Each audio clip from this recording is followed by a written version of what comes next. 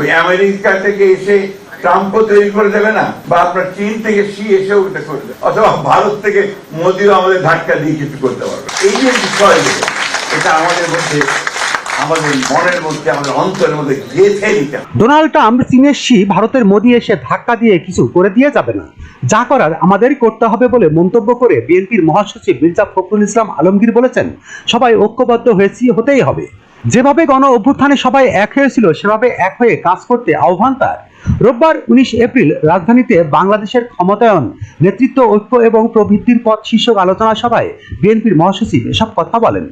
মির্জা ফখরুল বলেন, আমি দৃঢ়ভাবে বিশ্বাস করি যে দেশের পরিস্থিতি ও ভবিষ্যৎ ভালো হবে, খুব ভালো হবে।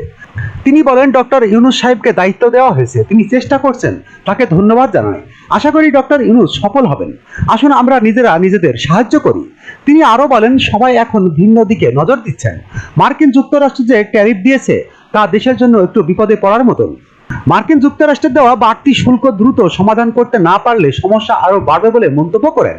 সবাই মির্জা ফখরুল দেশের কৃষি খাতে নজর দেওয়ার আহ্বান জানিয়ে বলেন, কৃষকদের প্রতি গুরুত্ব সহকারে কাজ করতে হবে।